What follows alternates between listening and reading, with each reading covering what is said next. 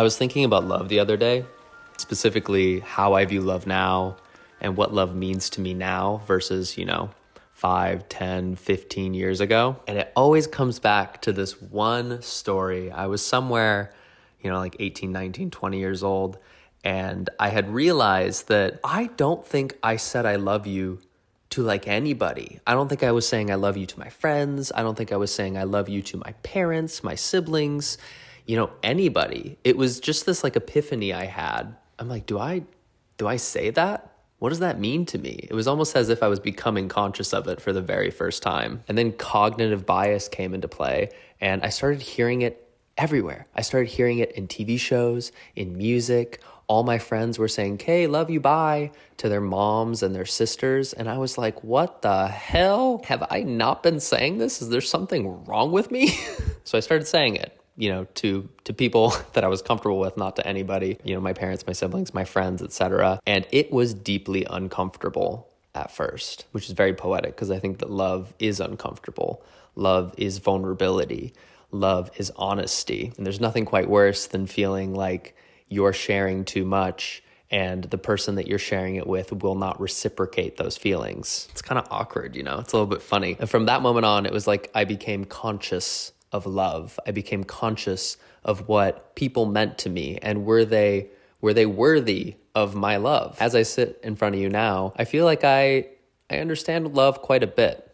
I understand in the movies what they mean when they're trying to depict love, in music when they're talking about, new love, old love, the heartache of love, the passion of love. I feel like I have a great grasp of what that means. And frankly, I feel very fortunate for that because I know that a lot of people have love missing in their lives. They say that we're living in the loneliness epidemic, in a friendship drought.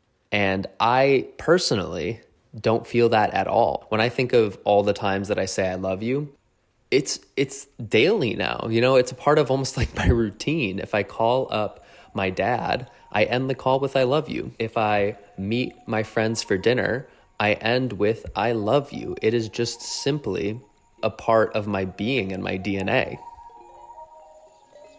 What do you think about love at first sight? You ever get that feeling? Do you love him?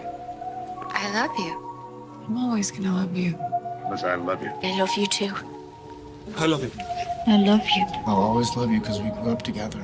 I can still smell your perfume on my clothes, and I love that you are the last person I want to talk to before I go to sleep at night. I can't love anyone else, Joe. I only love you. I love you too.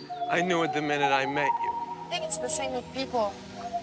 I see in them little details so specific to each other that move me and that I miss, and will always You knew miss. how much I loved you. How much I still love you.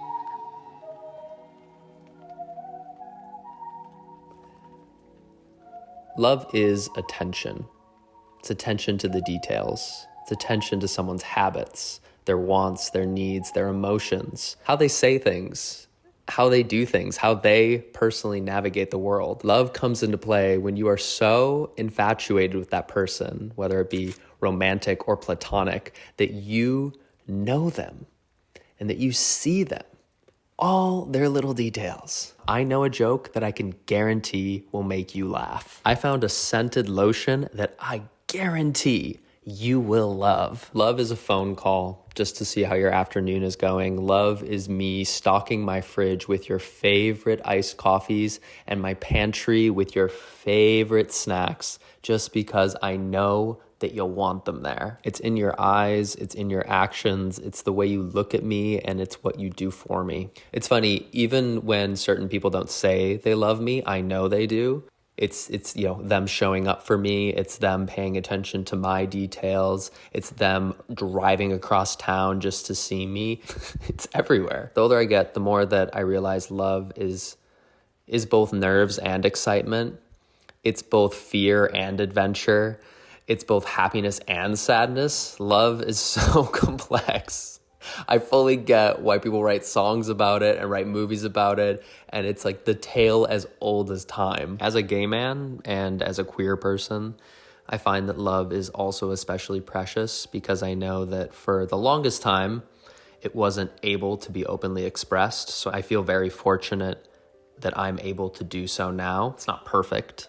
It's not that way all the time, but I remember the past and I'm really grateful for the present. As a 31-year-old, I very vividly remember as an 11-year-old, I thought I would in no way ever be able to express love for another man. And I am deeply grateful to prove my own self wrong. I'm in love. And just saying that makes me happy, which is such a cool thing.